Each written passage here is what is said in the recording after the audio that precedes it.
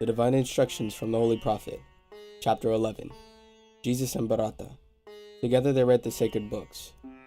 Among the Buddhist priests was one who saw a lofty wisdom in the words that Jesus spoke. It was Bharata Arebo. Together Jesus and Bharata read the Jesus Psalms and Prophets, read the Vedas, the Avesta, and the wisdom of Gautama.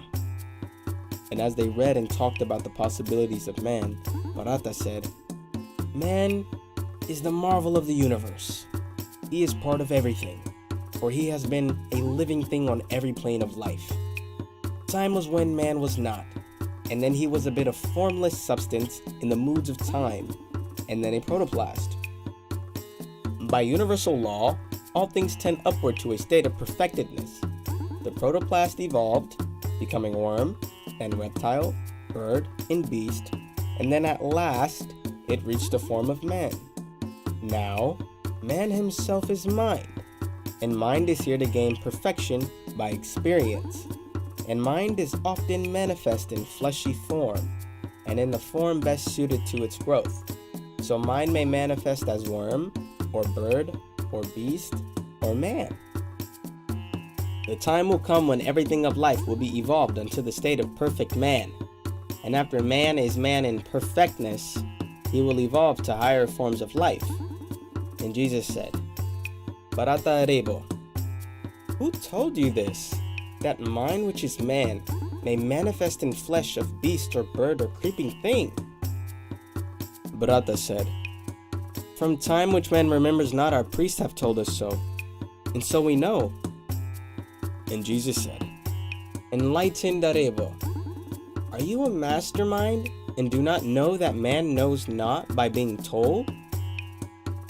Man may believe what others say, but thus he never knows. If man would know, he must himself be what he knows. Do you remember, Arebo, when you were ape or bird or worm? Now, if you have not better proving of your plea than that the priests have told you so, you do not know. You simply guess. Regard not then what any man has said. Let us forget the flesh and go with mind into the land of fleshless things. Mind never does forget. And backward through the ages masterminds can trace themselves, and thus they know. Time never was when man was not. That which begins will have an end. If man was not, the time will come when he will not exist." From Allah's own record book we read, "The triune Allah breathed forth, and stood 7 spirits before his face." The Hebrews called these 7 spirits Elohim, and these are they who, in their boundless power, created everything that is or was. These spirits of the triune Allah moved on the face of boundless space, and 7 others were, and every other had its form of life. These forms of life were but the thought of Allah, clothed in the substance of their ether planes. Man called these ether planes the planes of protoplast, of earth, of plant, of beast, of man, of angel, and cherubim. These planes, with all their teeming thoughts of Allah, are never seen by eyes of man in flesh. They are composed of substance far too fine for fleshy eyes to see, and still they constitute the soul of things. And with the eyes of soul all creatures see these ether planes, and all the forms of life, because all forms of life on every plane are thoughts of Allah. All the creatures think, and every creature is possessed of will, and in its measure has the power to choose. And in their native planes all creatures are supplied with nourishment from the ethers of their planes. And so it was with every living thing, until the will became a sluggish will, and then the ethers of the protoplast, the earth, the plant, the beast, the man, began to vibrate very slow.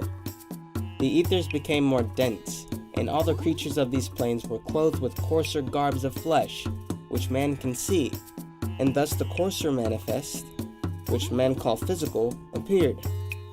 And this is what is called the fall of man.